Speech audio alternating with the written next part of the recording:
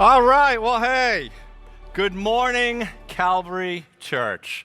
Wow, look at that. It is great to see you guys. We're glad you're here. Man, we as a team are excited about today because it's been a great summer. We've enjoyed it, but we're excited to get back working, partnering with you, serving you, kicking off ministries for you, whether you're single, whether you have a family, just pressing into trying to be a body, right, of disciples that personally and collectively reach and impact other people with God's love and truth. And so we have a lot of things we're excited about in the fall to help us all do that.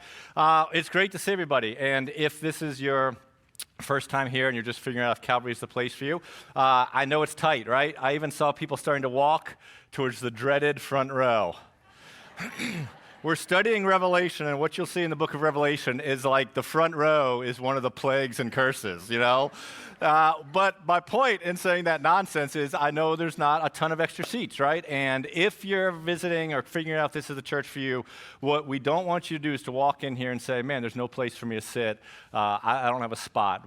That is not the truth. We are committed to making sure that there's space for you and space for a bunch more people that we're excited about coming. And so in the coming weeks and months, right, we're watching whether we break back into two services. We're watching the trajectory of some things. We're going to have some overflow seating, and so if folks do come at a certain little bit late, we're going to always have space. So glad you guys came out today, and we're excited about what's in store today and throughout this fall. Afterwards, you'll have noticed some things covered up over there.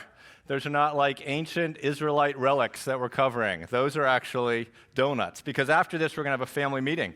And it's a great chance just to rally together as a body and to share with you some of the things that we are excited about in the fall, and share with you ways that we want to serve you, ways that you can serve, give some more information about two local partnerships where we're really trying to reach and impact people with God's love and truth, and share some information about maybe redesigning some of our space in this campus to try to push our vision a little better. And so there's going to be lots of good information, and man, a great chance to connect. So when this service is done, we invite you to grab some donuts, grab some coffee, and come back and stick around for another 45 minutes to an hour or so, and let us just share with you what we feel God's doing, and most importantly, how you can be part of that. Part of what we want to do this fall as we help us all grow as disciples is, if we have your contact information in your inbox right now, there's a gift from Calvary Church.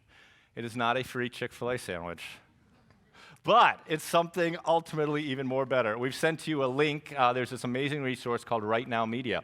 And we really are pressing into what does it mean to grow as a disciple. And we want to help all of us do that. And so we've sent you a resource that contains some streaming video content. And you're going to hear a lot more about this at the family meeting. But it's a great opportunity for you to have some programming, Christian-focused programming for your kids that's on par with stuff Pixar's putting out. And it's a great opportunity for you. If you hear some things at church, you're like, man, I want to know more about that, to go on. And there's some devotionals, there's seminars, there's sermon series, there's other lots of great resources to help you grow as a disciple. So when you click on your inbox, you will see that there. And if you stick around for the family meeting, there'll be lots more information about that. And what we're trying to do together as a church and what we're going to be doing in Revelation is so important in this time and in this culture, because there's just a lot of chaos surrounding us.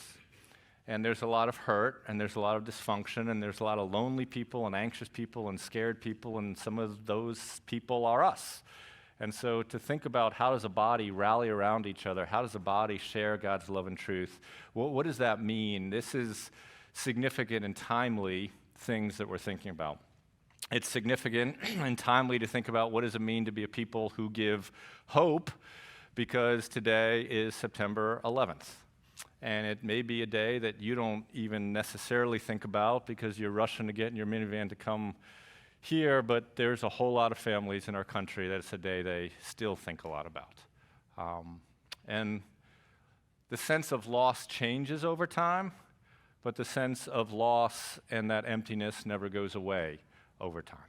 And so for some friends today, some people today, they're processing through that loss. And so what I'm going to do is, as we pray about what God has for us in His Word, I'm just going to give a moment or two for you to pray silently for God's peace to surround people who are still processing that loss and that grief, and then I'll pray for it, and then we'll press into what God has for us today.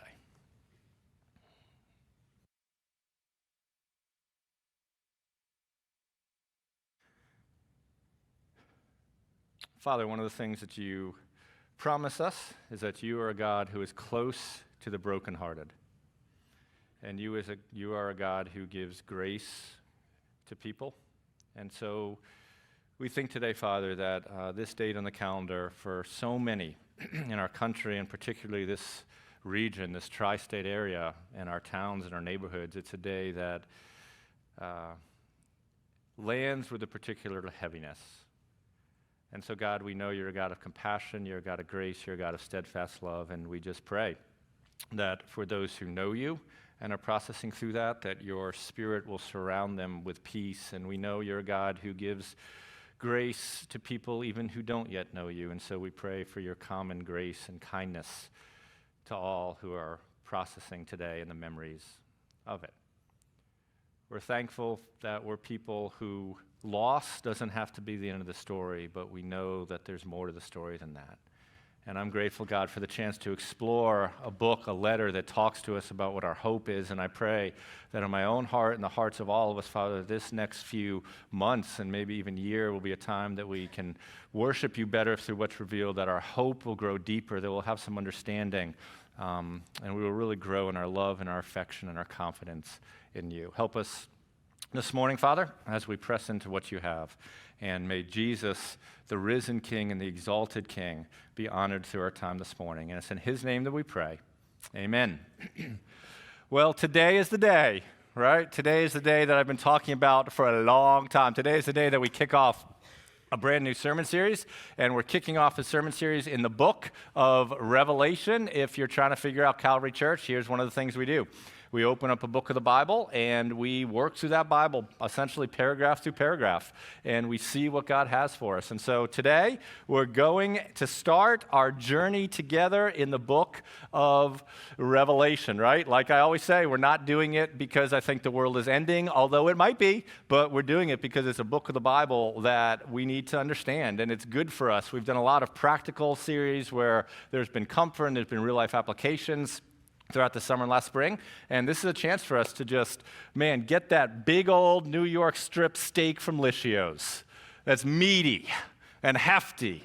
Put your little kosher salt on it, and we're going to dig in to a book and chew through the book of Revelation. All right, that sounded weird, but you know what I'm trying to convey, right? And for some of you, you may be like, dude, I don't even know what you're talking about, right? Some of you may have never heard of the book of Revelation. And then for others of you, and I probably do think there's others of you, that's the only book in the entire Bible you ever study, right?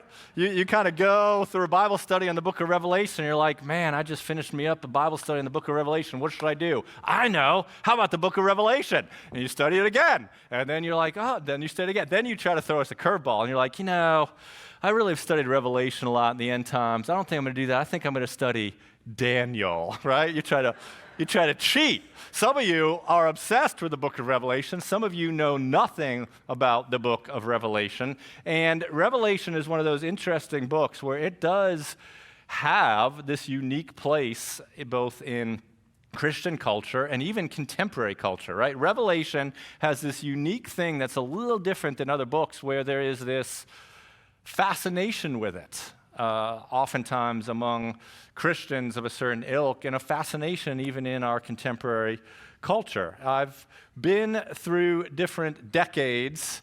I know it's hard for you to believe. Some of you are like, dude, you're only like 27. You've only been through, that's true. I've been through a few more decades than being 27. And I just want to walk you through my interactions, kind of my story in the book of Revelation. The thing I love about Calvary Church, and I mean this is a blessing. There are probably some people here or watching today who you don't know what you think about Jesus, and you come because you're trying to figure it out, and we are so grateful that that's your story. There are other people here who is like my story, right? Like I popped out of the womb into an evangelical culture. I breathed that air deep, and throughout that, I had this book of Revelation in many ways. Now, I've done surveys on some of this.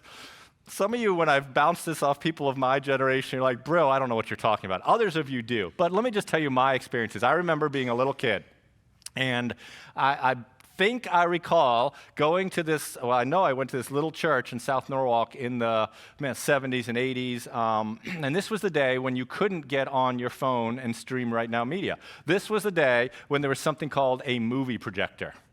Anybody remember a movie projector? It was this big monstrosity of a machine, and you took these things called movie reels, and you needed like a PhD in engineering to figure out how that stupid thing worked. But you'd take it, you'd wind it through, and I remember it was a dark and stormy night in South Norwalk. And I went to this little church that smelled like mildew, amazing people. And in the 70s, I remember a movie, and the trailer, the promo, the poster piece of that movie looked like this: A Thief in the Night. Anybody remember A Thief in the Night? Okay, this is not like a sword drill where we're trying to show who's the best Christian, okay? I'm just trying to figure out if I'm hallucinating all this. The Thief in the Night. I was young. It scared me to death, okay? I mean, I couldn't play Dungeons and Dragons, but I could go to some creepy church movie with some people chopping people's heads off. I was very perplexed growing up. Now, maybe you haven't heard this movie, but if you were to watch the trailer, which I did, I am 50 years old. The trailer of this movie last week scared me to death.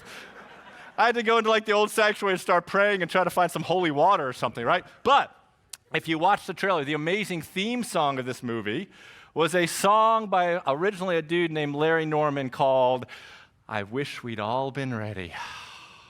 I almost played it for you. Equally scary and creepy. No offense if it's your favorite song. If you want to play it at your funeral, I'm sorry I'm a bad pastor and mocked it, but it's a little creepy.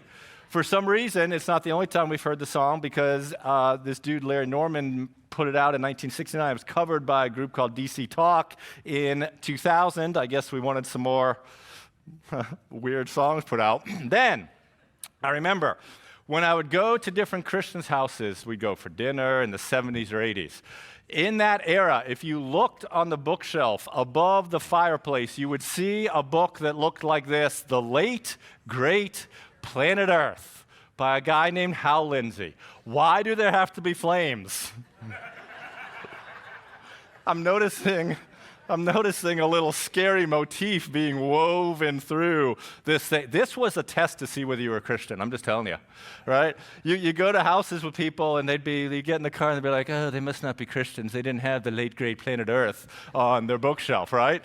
Then, that was great, right? Kind of came out when did it come out? It came out sometime in the 70s, 80s. Then, some of you may remember this book. Ready? Some of you bought that book. Some of you didn't listen to good pastors who were telling you, y'all are crazy. Some of you packed a suitcase in 1988, and you were wrong, right? The rapture. But this booklet swept through certain facets of evangelical Christianity in 1987, 1988, because some dude who's some NASA scientist, even though Jesus said nobody knows the hour of the day, I guess this guy thought Jesus was wrong. And he thought he knew the hour of the day, but he was wrong. And if you bought into this, y'all were wrong. It's okay. I've been wrong once in my life. I know what it feels like, right? It's not that much fun. But then Christianity is like, okay, this is all really scary, but it makes a lot of money. Let's do something else, right? So then, now y'all are going to know this, right? If you haven't had The Late Great Planet Earth with the flames, you've had the next big book that came out. Some of you have bought every series. What was it? Come on. Boom. Left Behind. Okay. It was not just one book. There were two. Right? It's like Jaws. The books just keep on coming. You can't, right? Left Behind, but huge, right? Oh, wait, you're too early. That's okay. The book wasn't good enough, so our friend from Growing Pains. I know, some of you are leaving the church. You're like, Kirk Cameron is the best Christian. I hate Peter. He probably actually is a better Christian than I am. But he was on Growing Pains. That was a fact. But then he's like starring in this movie of Left Behind, right? Again, I know it's kind of funny, but in a meaningful way, each of these things has had a huge impact both on some of us as Christians and on people who aren't Christians, because it has created interest. It has created fear. It has created intrigue about this. It continues because They did a remake. I don't know if you knew this. I didn't really remember this, but our friend, Nicolas Cage, was in the No, it's true. It was in the remake, right? Left Behind, right? The remake. And Nick Cage was in the past person of the Kirk Cameron character. There is a fascination throughout the decades with the book of Revelation. There is an intrigue in Christian culture. There is an intrigue in contemporary culture. Demi Moore, Seventh Sign, right? All about the book of Revelation. If we go to the Trumbull Mall and we say 666, everybody there is going to know that's something creepy, right? What is it? And some of you this morning I'm glad, so excited about studying the book of Revelation. And if you are, and this isn't a criticism, right? I'm not going to, but I really would be interested in, like, I'm so encouraged that so many of you said, I can't wait for Revelation. I can't wait for Revelation. I can't wait for Revelation. And the question, and I'm not going to ask now, but it would be intriguing to know why. What is it, if you're one of those people who are excited about the book of Revelation, the study, what is it that's grabbing you about that?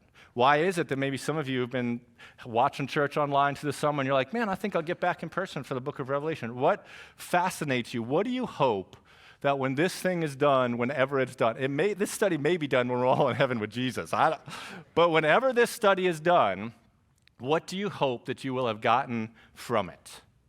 Well, today, we're going to start our journey exploring the book of Revelation together. We're going to be in this series for a long, long time. But the good thing about a book like this is there's so many different facets to it that it won't feel like the same type of literature all the way along. And each week there's going to be something that I hope God uses to encourage you and challenge you. And this morning, we're going to talk about introductory items, right? Usually when I kick off a series, I use the example of a syllabus. I won't, but today is syllabus day. And here's why it's important that we do this. When you go on a car trip, the first turn that you make, if you make the wrong turn, if you start going on the trip in the wrong direction, you're going to head out, you're going to end up probably in a place that you weren't intending to go. On any car trip, the first turn that you make, the way that you begin that journey, the way that you begin that trip is so important in making sure that you properly and efficiently get to the destination where you're trying to go. And so today, we need to make sure that as we're starting out on the first leg of our journey of the book of Revelation, that we go in the right direction. Because what we understand today about the context, about the background, about the setting, is going to shape what we talk about in several months. And if we start off in the wrong way and don't get a core foundation of some of these background things, then we're going to end up in the wrong place, at the wrong destination, and we don't want to end up there. I challenged some of us last week to bring a journal, right, to take some notes of this. We're going to try to be purposeful in the bulletin. There's an app you can use, Calvary app, those kinds of things. I was so excited because one of you so excitedly showed me your brand new journal that you have for today. I'm a little nervous because it's the same person who's doing the PowerPoint slides. So don't get so busy writing that you forget a slide, okay? But man, great way for you to take notes. Here's what we're going to think about today. Why study the book? We're going to think about who wrote it. We're going to think about when was it written, what is the structure and the flow of the book, and how do we understand and interpret it. Why study the book? Who wrote it? When was it written?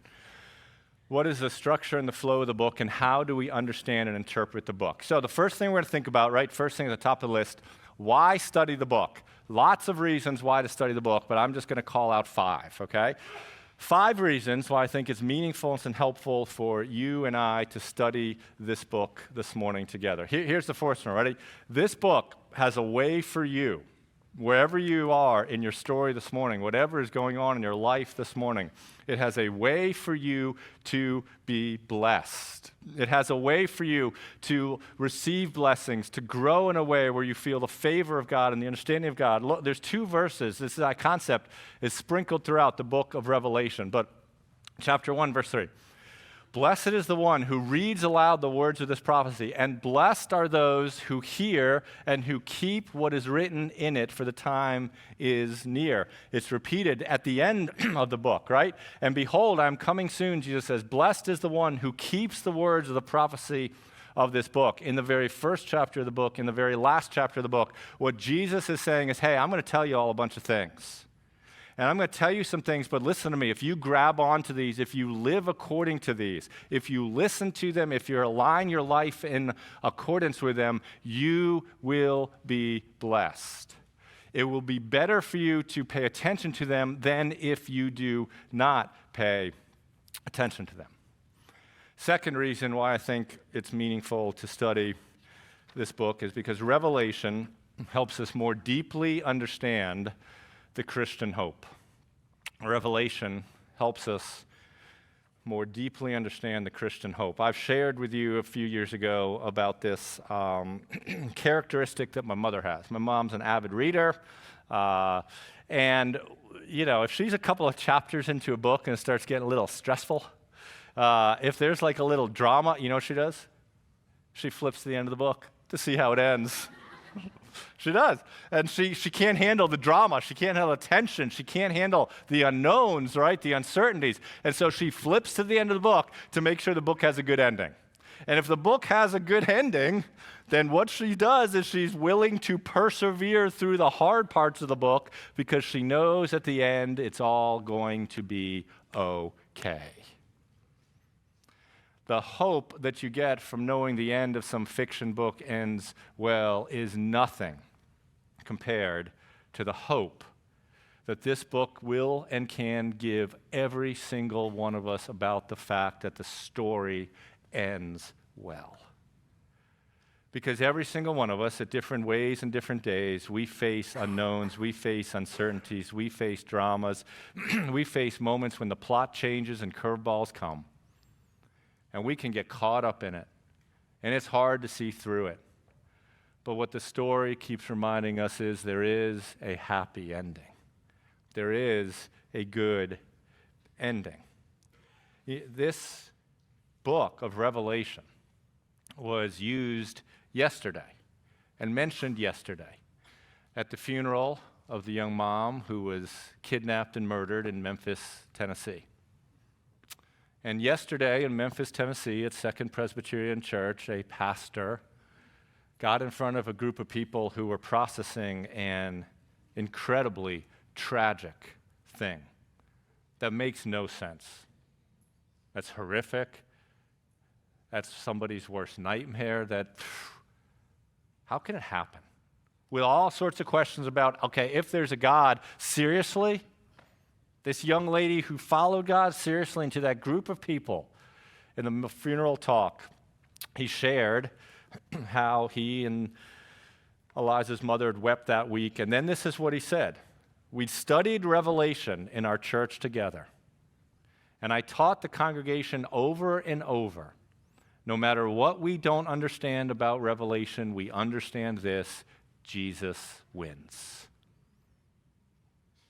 The book of Revelation was used to comfort people and give hope who are facing probably the deepest darkness they'll go through, to remind them of the refrain that when all is said and done, Jesus wins.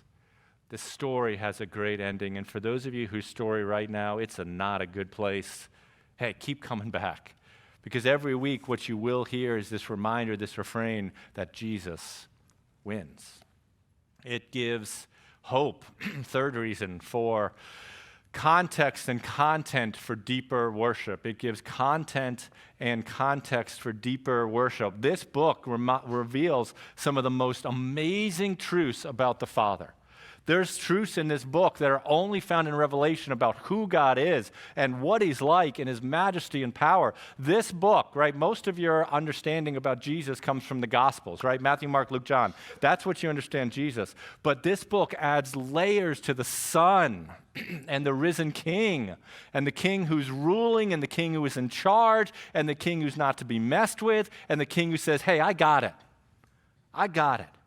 And we're going to hear these truths and these deep realities about the Father and about the Son that if we listen to them, it will put us in our place and it'll make us come to a place where we say, man, I just want to worship. I just want to worship. I just want to proclaim the goodness of that person and who he is and what he's done. At the end of Revelation, What the book of Revelation is, it's a series of visions that an author has been given. At the end of the book of Revelation, what we read is the person who wrote it. I don't want to be a spoiler alert. The person who wrote it, the angel is getting, he's like, I want to bow down and worship the angel because of all the things I've heard about God. At the end of Revelation, I, name deleted for the moment, and the one who heard and saw these things. And when I heard and saw them, I fell down to worship at the feet of the angel who showed them to me. But he said to me, you must not do that. I am a fellow servant with you and your brothers, the prophets, and with those who keep the words of this book, worship God. Worship God. We worship so many other things in life. I am so distracted by so many stupid, trivial, worthless, meaningless, empty, passing things that when I'm dead won't amount to a hill of beans. And I spend hours of my life worshiping those things. And I hope that throughout this series, I'll do a much better job worshiping God. Worshiping God. It gives context and content for deeper worship. It calls us to holiness, fourth thing. And then the fifth thing, and this is what we're going to start to unpack in the coming weeks, it will help us more deeply know God's desire and expectations for us as a church in this particular cultural moment. It will help us more deeply know God's desire and expectations for us as a church in this particular cultural moment. And by us as a church, I don't mean like the 501c3 organization. I mean us as a group of people sitting in blue chairs who God has us in a sphere of influence. He has us in a job. He has us in neighborhoods. He has us in relationships. And there are ways that he wants us individually and collectively as people to act. And the church today in America is so screwed up. A poll this week, 42% of pastors are like, I'm out of here. 42% of pastors in America in churches just like this are like, dude, I'm done. And they're done because for them, the past few years and then coming out the first few years have just shown immense dysfunction in churches. I'm grateful for the way that we as a church, I've said it a lot, have navigated things that could have broken us. And that has a lot to do with you and your hearts and your kindness and your commitment to do things the way God wants. But man, Christians today, I mean, I am being careful what I even say because I know that if I say the wrong thing in the wrong way, you guys are going to make assumptions about me politically, and then 50% of you are going to be mad about me. In fact, the other 50% are going to be mad about me because you don't even think I did it hard enough, right? So like if I say I have a folded piece of paper here, 50% of you are going to be like, oh, you like this person. Oh, I don't like you. And the other 50% are going to be like, yes, you like this person, but I'm mad at you because you didn't just. It is a crazy time in Christianity. And the enemy, if he can get us fighting about what bumper sticker is on your car, he's won. And we're in a moment where we serve a risen king who is the shepherd and the leader of the bride of Christ, of the church. And in the next several weeks up until Christmas, we're going to have an opportunity to study 7 different churches that have messed up, except for one. And we're going to have time to look at ourselves and say, man, we want to be a church that pleases Jesus. What does that look like for us? It'll help us more deeply know God's desire and expectations for us in a church, in a cultural moment. So who wrote it? You all already know because I already spoiled it. Dadgummit. Here's the first question we're going to think about. Who wrote the book of Revelation? Well, the verse I read and some other texts do give us some help, but not total help. Okay, so verse 1, chapter 1 of the book of Revelation, the first thing that's written, it says this: the revelation of Jesus Christ, which God gave him to show to his servants the things that must soon take place. He made it known by sending his angels to his servant John, right? His servant John. So we know that a dude named John wrote the book of Revelation. What's not necessarily known, because sometimes what writers will do will be like servant John, who was a leader at the church of blah, blah, blah, or who was a disciple, but John never gives us any qualifying things about who he was. So there's 2 different thoughts about who this John might be, okay? 2 different ideas about who he was. Some people think that this John was a pastor, an elder at a local church in Ephesus. One view is that he was a pastor leader at a local church in Ephesus. Another view is that he was the Apostle John. We've worked through a series on 1 John, 2 John, 3 John, the Gospel of John, right? It was the same guy who wrote that who followed Jesus. Some people write that. It was most likely that the writer, can I say something? Can I drop a footnote? If your expectation of this series is that I'm going to tell you with certainty this is absolutely the one thing it is, ooh, you're going to be disappointed. Okay, now, there are some things we can know with absolute certainty. We can know with absolute certainty that Jesus wins and he is coming back because the text tells us that. There's a lot of things we're not going to know with certainty. Some of you are going to need to process that and deal with that. See, some of the reason that some of us are so obsessed with Revelation is because we want to have the right answer and the only answer and boom. If that's what you're waiting for, get some free coffee, but go somewhere else because that's not what's going to happen, right? Because there's going to be a lot of things where we say, most likely, could be, right? But we may not know with certainty. It is most likely there's reasonable evidence to think that John, the apostle of Jesus, wrote this book. The reason that seems most likely is because there's a group of guys who are known as church fathers. What the church fathers are, I throw that term around, but let's make sure we understand it. They were the disciples. And then after Jesus left, these disciples started to have people they mentored, right? And then those mentors started to have people they mentored. And then it got to a place where then these mentors of the disciples, or the mentors of the disciples, were leading all sorts of churches in the region. And that group of people, especially some big name people, were what we call the church fathers. Well, that group of people would write down things about books of the Bible, and they wrote that the Apostle John wrote the book of the Bible. And there's another fact that we read that helps give that context, because later on, John tells us something else in verse 9. I, John, your brother, and partner in the tribulation and the kingdom and the patient endurance that are in Jesus, was on an island called Patmos on account of the word of God and the testimony of Jesus. So what the writer is saying is, hey, by the way, I was hanging out. I wrote this letter on the island of Patmos. What the church fathers also tell us is not only was John the writer, they also tell us that the apostle John was the writer. They also tell us that the apostle John was exiled to the island of Patmos. When you start layering all that up, it seems the apostle John wrote it. While I was studying in August for the book of Revelation, I wanted to go to the island of Patmos. I did not want to go in exile. John was on that island because of his faith in Jesus. And the Roman governor's like, bro, get out of it. We don't want you. We're going to go put you on house arrest on this island where you're excluded so you can't talk about Jesus. Here's some pictures about Patmos. Look, oh, I bet there's some good fish in there. I bet I could put on my copper tone and get me a nice golden tan. This is the island of Patmos. The island of Patmos is in the Aegean Sea between Greece and Turkey. It is about 60 miles off the shore of present-day Turkey. At the time, there was a city of Ephesus around here. It was off the shore of that. And it was essentially, at the time, a deserted island where prisoners were sent. And John, the church fathers, church history tells us the apostle John was sent there in exile. The writer says he was sent there in exile. It seems to all link up. If you were to visit it today, you would see a monastery up here. This monastery is, right, a monastery to John. Different people say this is exactly where he wrote the letter. Who knows? But it's interesting. But the writer of the book, we think, are pretty sure it was the apostle John, wrote the book on the island of Patmos. Next question is, and this is an important one. I know some of you are going to be like, snooze fest. No, it's not. I don't think. The next question is, we know who wrote it. When was it written? Now, this is what happens in our house sometimes. My wife and I will have the most important conversation of the day. And it's not, how can I encourage you? It's not, babe, how can I pray for you? You know what the most important conversation of the day is? Hey, what's for dinner?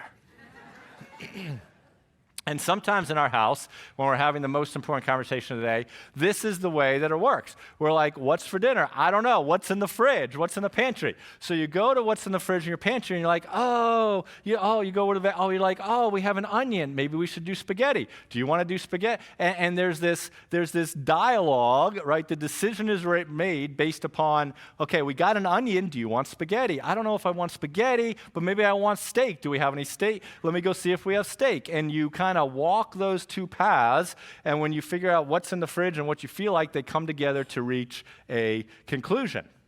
Now, that's kind of what it is about the date of the book of Revelation, because here's why. What you all want to know is how in the world, when you start talking about the beasts, do we understand that? What you all want to know is the book of Revelation mentions locusts. Are those Apache helicopters, right? That is what you want to know. And you're like, just tell me that, and then I'm going to go to another church for the rest of the time, right? The way we interpret the book of Revelation depends in part upon when the book of Revelation was written. If we have an onion, maybe we make spaghetti. If we feel like steak, do we have a steak, right? So we gotta figure out when the book is written, because when the book is written will help us determine whether one view of interpretation is correct or not, okay? So this really isn't just like, it's not like I went to seminary and you were taught every time you start a series, talk about the date it was written. I'm not just doing this because I'm doing this because we will interpret the book the wrong way if we don't know when the book was written, okay? So does anybody here want to interpret the book the right way? Okay, great, 2 of you. That means the other, 327 are hoping we do it the wrong way. So let's make sure we know when the book was written. Okay, 2 main views about when the book was written. Here we go. Some people say the book was written, it's called the early date, between 54 to 68. And that was when a dude named Nero was the governor of Rome. Other people say that there was a late date to the writing of Revelation, between 81 to 96 AD, and that's when a dude named Domitian was the governor of Rome. So we have this early date possibility and this late date possibility. I know the question you're asking. You're asking, Peter, those are amazing boxes. Thank you. I did them myself. I'm very proud of them. But now you're asking yourself, how do we figure out which one is right? Okay, ready? We're going to go to a little Bible scholar, investigative Indiana Jones moment. There are 2 things that Bible scholars look at to figure out the dates of letters. One is external evidence. One is internal evidence, not internal organs. One is external evidence. The other is internal evidence. Does anybody have any idea what external evidence might mean? Yes, you're absolutely right. External evidence, right, is this idea where you say what outside of the text helps us date it, okay? Internal evidence is when you actually read the words, do the words give any clues to dating? So external evidence is evidence that is not in the book. Internal evidence is evidence that is in the book. Okay, so one thing that's a big thing of external evidence that helps us date the book goes back to those church fathers. The same church fathers who said that John wrote the book, the same church fathers who said that John was exiled to the island of Patmos, are the same church fathers who tell us when he was exiled to the island of Patmos. And what church historians who were mentored either right by the disciples or mentored by the mentor of the disciples tell us that he was exiled during the reign of Domitian. Domitian, remember, was this box, a late date. I promise you, this is really important because we're going to end up having the wrong meal for dinner if we don't get the date right. So church fathers, church history, external evidence says that John was hanging out on Patmos during the reign of Domitian. The author of the book says he was hanging out on Patmos. The author of the book says he was John. Ooh. I like bacon. Pigs like dirt. I don't know. I got confused on the logical thing there. But so it seems to all make sense. Then internal evidence is when you actually look at the text, okay? And here's a few things. It comes out from the 7 churches because there are 7 historical churches that we're going to study starting in 2 weeks. And there's a description about one church, the Church of Laodicea, that had so much money. Well, back in the 60s, that church was poor. In the 90s, man, that church was loaded. There's another church called the Church of Smyrna. The Church of Smyrna wasn't probably in existence in the 60s. So it'd be kind of weird to be talking about a church that wasn't even in existence, which all pushes to a late date. The late date is important because in about 10 minutes, we're going to see why that rules out one viable means of interpreting the book. So most commentators think that it was written during the reign of Domitian. They also look at the persecution that we're going to talk about in the book, and they track in history when does what is written in the book seem to line up historically with the persecution going on, and that also shifts us to a late date. So it is most likely, seems strong, that the book was written during the reign of Domitian. right? Late date, which would be somewhere 81 to 96. Okay, so in a minute we're going to talk about why the date is important to the book of Revelation, but let's figure out where we're going. Let's think about a road trip again. I was talking to somebody about this last week. People who are not lived as many generations as I have lived, you have missed out. When I was a kid learning, here's what happens now, right? We ask our kids to go to like ShopRite to pick up some whatever for dinner because we're short something. And so you know what they do when they don't know? They get out their phone and they're like, ShopRite. Now, I like Waze, but I've done a survey, and apparently the younger generation is really into Apple Maps. But that's okay. But all the people who are learning to drive this day, when they want to know where to go, they just put it in the phone. That is not what happened when you were part of the best generation that ever lived in the 80s. When you were part of the best generation that ever lived in the 80s, I can remember when I was first learning to drive, and I'm like, Dad, I was doing EMS, blah, blah. I'm like, man, I got to go down here and get it. You know what he would do? He would like write things down. He would say, go left out of the driveway. You will come to a house made of stone, turn right. Don't stop at the Gulf station, go to the Mobil station and take another left. And you're like, okay. You would have landmarks that would let you know where you were in the drive.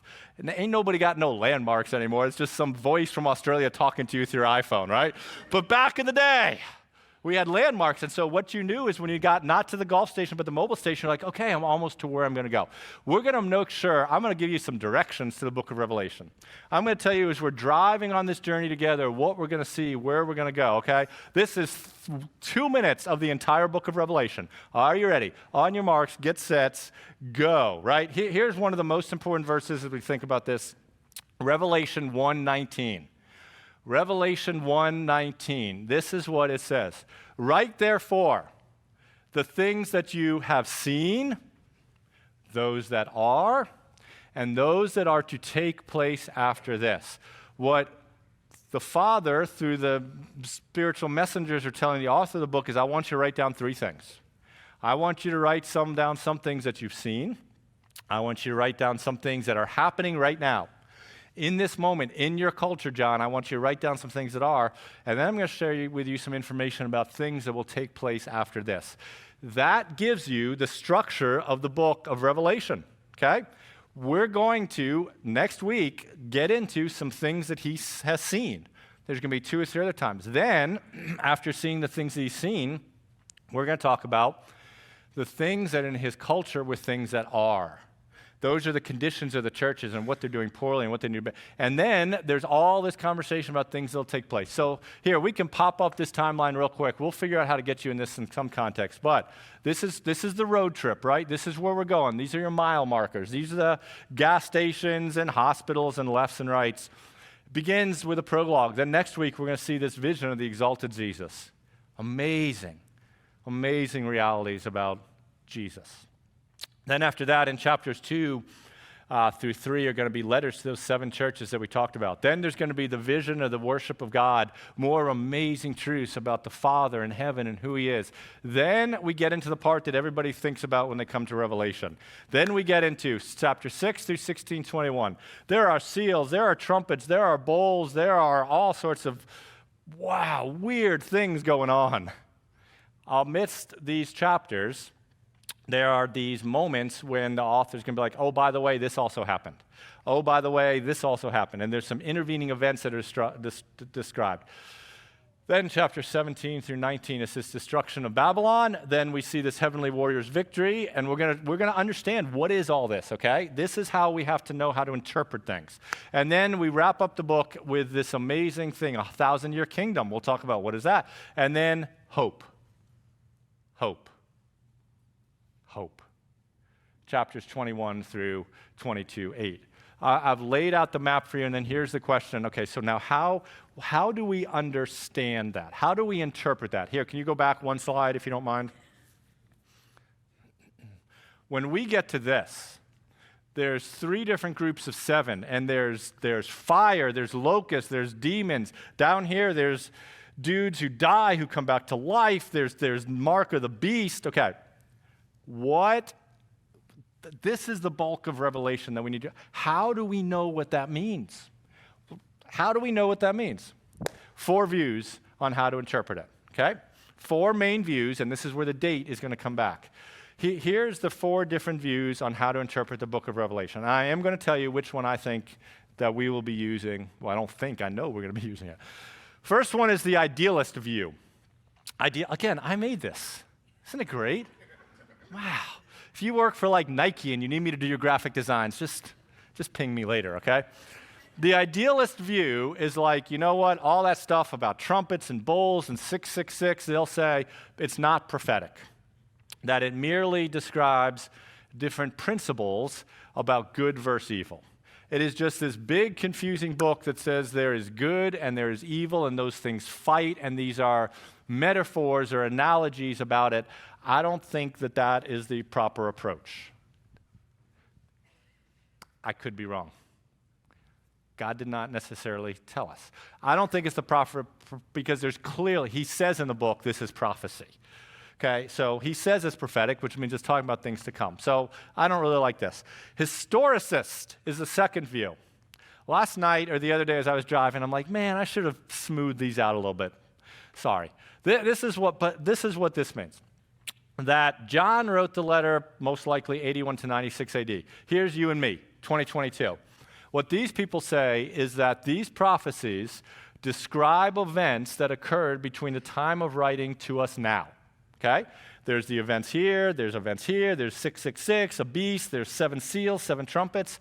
And what this view says is you got to look back over history, to the time of John, and see which events fulfill these. So like there's World War II, there's Hitler, there's this, that, and you look back from the time of writing to now about what fulfilled it.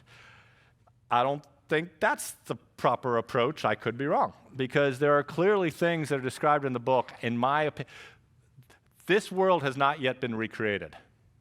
Okay? There are events that it seems like a big stretch to try to say when something happened in his. So there seems to be some events that are beyond what has happened historically that are yet to come. Okay? So then I don't think that's legit, but that is one. Okay? Now we get to the 2 most popular, and you can flip the next one. The 2 most popular views are preterist and what we'll talk about in a minute. This one, until I really pressed into the date, was pretty compelling for me. Okay? What this one says is that this one depends upon that early date. Okay? And it says that John wrote this in 54, 68 AD, that there are a few things that he wrote about that are yet to happen. But what he writes, most of everything that was written, when you talk about trumpets, and you talk about seals, and you talk about bowls, and you talk about beasts, and you talk about 666, was all fulfilled during the reign of Nero when he persecuted Christians. It's actually really, really interesting. And there's a book called 4 Views on the Book of Revelation. I can get you the information. And there is a lot of stuff that Nero did to Christians that happened to churches.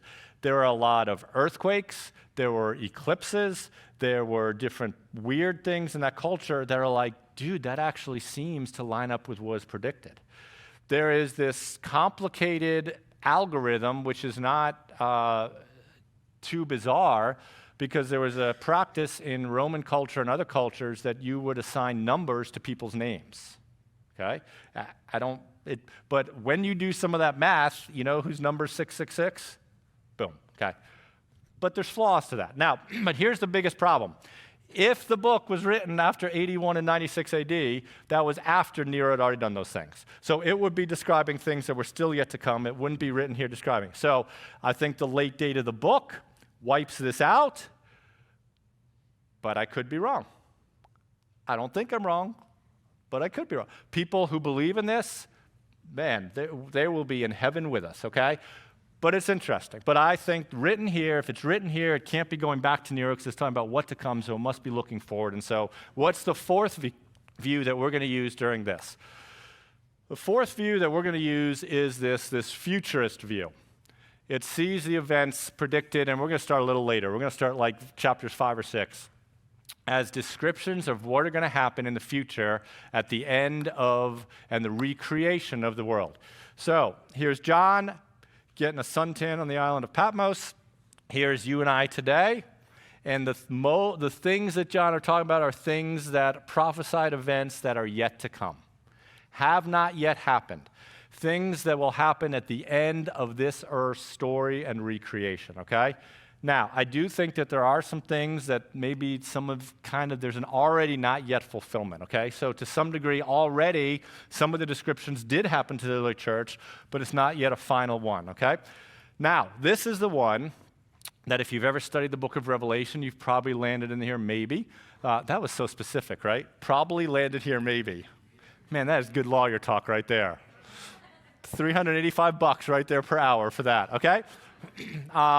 But this is where all sorts of words that some Christians know way too well and other Christians are like pre-trib, post-trib, A-trib, mid-trib, your mama's trib, right? All A-mill, pre-mill, post-mill, all of that is rapture. All of that is in here, and we're going to talk about all that in the months to come, okay? But we're going to take a futurist view. Does it describe good and evil? Yes, it does, but it largely seems to land here, so that's the perspective that we're going to take. And we're going to kick off the content of the book of Revelation starting next week. So let me ask the worship team to come up here. We've covered a lot, right? But man, we've gotten out of the driveway and we're headed in the right direction. We're headed down the right road. We've talked about what we can get from the book. We've talked about who wrote the book, when it was written. We've talked about the structure of the book. We've talked about how we should understand and interpret the structure of the book, which links us back to the date of the book. So I'm going to give you some homework, and then I'm going to end with some thoughts. Here's your homework. Next week, we're going to be in Revelation chapter 1. And what I would love for you to do, read Revelation chapter 1 in the next 6 days. In the next 6 days, read Revelation chapter 1. There are 20 verses in the book. If you read a verse 2 seconds, a book, I can't do the math. It's not going to take you long. Seriously. One of the most encouraging things for me yesterday, I told these guys this. I kind of have a cheat sheet. I know what the worship set was going to be. So, man, I had those things blasting as I was driving past Sikorsky, up through Roanoke, up in Stroud. I was blasting the worship set in my car. Just me, my dog, and Jesus. I was singing. My dog wasn't. And I came prepared because I knew and I was familiar with it. You're going to get much more out of the study of Revelation if you come prepared. And if you want to get something out of the study of Revelation, then I'm going to challenge you to come prepared. You can come prepared by giving up 4 minutes of your time. Well, it's going to be longer than that. Read chapter 1. Read chapter 1, and then I want you to make 2 observations about Jesus. 2 observations that are meaningful to you about Jesus. And then we'll work through those together. I'm going to ask you, if you don't mind, if everybody would stand. And this morning, as we think about this book of Revelation that was discussed to people yesterday at a funeral of a young lady, the pain, the loss. The book of Revelation was put into context to give hope, to give the ability to put one foot in front of the other and to take another step rooted on something solid, even when everything seems to be falling apart around you. I do not know of anybody in this room or online who has suffered the type of loss that was suffered in the city of Memphis over the past several days, but I do know people in this room who are certainly facing struggles and loss and questions and worry and anxiety and depression and loneliness and emptiness and lack of self-worth because of something that happened at school this week, or because of something that didn't happen at school this week, or because of something on social media. And it's a hard world, guys. It's a hard world. But amidst the hardness of the world, what we keep coming back to is we know how the story ends, and Jesus wins. Jesus wins. Let me read these words to you. Holy, holy, holy is the Lord God Almighty, who was and who is and is to come. Words out of the book of Revelation we'll study together. Worthy of you, our Lord and God, to receive glory and honor and power, for you created all things, and by your will they existed and they were created.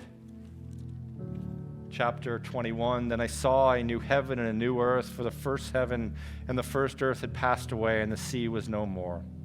And I saw the holy city, New Jerusalem, coming down out of heaven from God, prepared as a bride adorned for her husband. And I heard a loud voice from the throne saying, behold, the dwelling place of God is now with man. He will dwell with them, and they will be his people. And God himself will be with them as their God. And on that day, in that moment, he will wipe away every tear from their eyes. And death shall be no more. Neither shall there be mourning, nor crying, nor pain any more, for the former things have passed away. And he who was seated on the throne said, behold, I am making all things new. And also he said, write this down, for these words are trustworthy and true. And after hearing all of the hope that will come when the very next time the King of Kings comes to earth, what John did at the conclusion of this is this: he who testifies to these things. These are John responding in response to all this, says, right, Jesus who has said this says, surely I'm coming soon. And then John writes these words, amen. Come, Lord Jesus, come. In the Aramaic, which means Maranatha. Maranatha. Come, Lord Jesus, come. And he will. And we're going to learn more about that in our weeks and months ahead together. And I sure hope you stick around, because it's going to be good. Let's worship together.